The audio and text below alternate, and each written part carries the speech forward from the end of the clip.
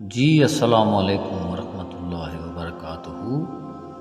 سب سے پہلے درود شریف، اللہم صلی علی سیدنا و مولانا محمد مبارک وسلم وصلی علیہ۔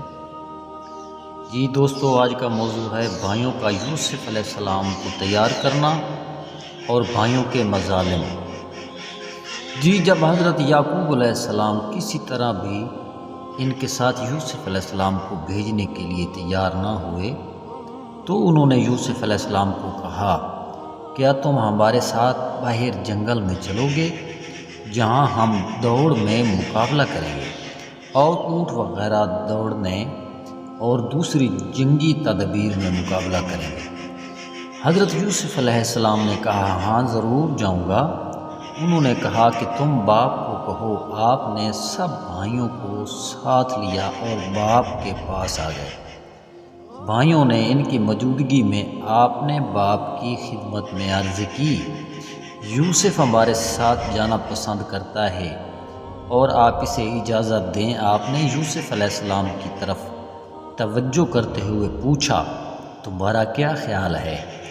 انہوں نے کہا، بھائی مجھے پیار و محبت سے ساتھ لے جانا چاہتے ہیں، میں اس لیے ان کے ساتھ ضرور جاؤں گا۔ اسی طرح یعقوب علیہ السلام باوجود اس کے کہ نہیں چاہتے تھے کہ یوسف علیہ السلام کو بھائیوں کے ساتھ بھیجا جائے، لیکن تقدیر کے سامنے کوئی تدبیر کارگر نہ ہوئی۔ یوسف علیہ السلام کی مرضی اور کہنے پر بھائیوں کے ساتھ بھیجنے پر آمادگی ظاہر فرما دی۔ اب بھائیوں کے مظالم۔ جب وہ یوسف علیہ السلام کو ساتھ لے کر چلے تو جب تک یعقوب علیہ السلام سامنے تھے اس وقت تک وہ کندھے پر اٹھا کر چلے۔ یعقوب علیہ السلام اس وقت تک کھڑے دیکھتے رہے جب تک وہ سامنے رہے۔ جب وہ جنگل میں پہنچ گئے اور اپنے باپ کی نظروں سے اوجھل ہو گئے تو یوسف علیہ السلام کو زمین پر پھینک دیا اور اپنی عداوت ظاہر کرنے لگے۔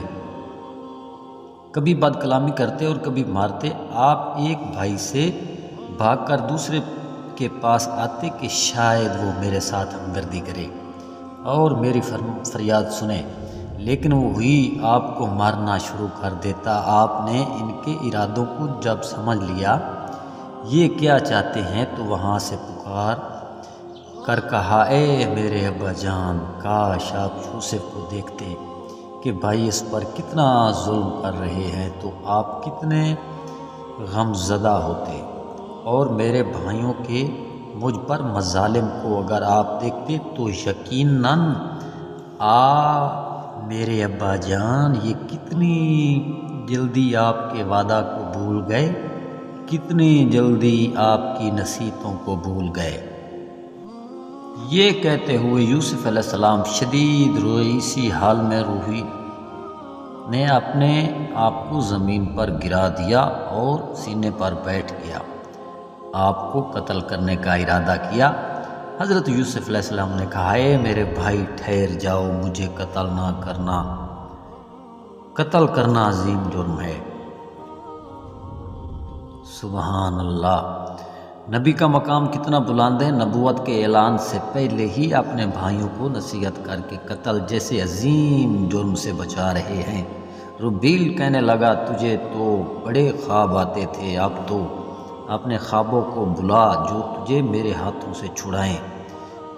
اس نے آپ کی گردن کو مروڑا، آپ کو قتل کرنا ہی چاہتا تھا کہ آپ نے بڑے بھائی کو کہا، اے میرے بھائی خدا سے ڈر، میرے اور مجھے قتل کرنے والے کے درمیان حائل ہو جا۔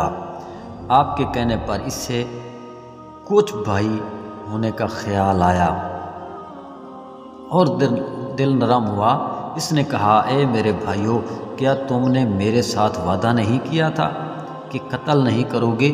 اب بھی آسان کام کرو، قتل نہ کرو۔ وہ غصہ میں پہلے کیے ہوئے وعدہ کو بھول چکے تھے، پوچھنے لگے پھر کیا کریں؟ یہودا نے کہا، یہ قریب ہی کنواں ہے، اس میں پھینک دو، یا تو خود ہی مر جائے گا یا کوئی قافلے والا گزرے تو اسے نکال کر لے جائے گا۔ وہاں ایک کنواں تھا جو نیچے سے کھلا اور اوپر سے تنگ تھا۔ اس میں جب انہوں نے آپ کو پھینکنا چاہا تو آپ کو کنویں کے کنارے سے لپٹ گئے۔ انہوں نے آپ کے ہاتھ پاؤں باندھ دیے، قمیض کو اتار لیا کیونکہ وہ قمیض کو خون سے رنگ کر اپنے باپ کے سامنے عذر پیش کرنا چاہتے تھے۔ یوسف علیہ السلام ان کو کہہ رہے تھے، میرے بھائیوں، میری قمیض واپس کر دو تاکہ میں کنویں میں ننگا نہ رہوں، لیکن بھائیوں نے آپ کی بات کو تسلیم نہ کیا۔ آپ کو کنویں میں ڈالنے لگے تو آپ نے انہیں کہا، اے میرے بھائیوں، مجھے اکیلا چھوڑ جاؤ گے؟ انہوں نے کہا، اب تم چاند، سورج اور تاروں کو بلاؤ، وہ تمہاری امداد کریں گے۔ آپ کو ایک ڈول میں ڈال کر کنویں میں لٹکا دیا گیا۔ جب نصف فاصلہ تک ڈول پہنچا تو اوپر سے چھوڑ دیا گیا، کیا اس خیال سے کہ زور سے گرنے پر مر جائے گا؟ لیکن آپ علیہ السلام یعنی یوسف علیہ السلام پانی میں گرے اور ایک طرف پتھر تھا اس پر بیٹھ گئے۔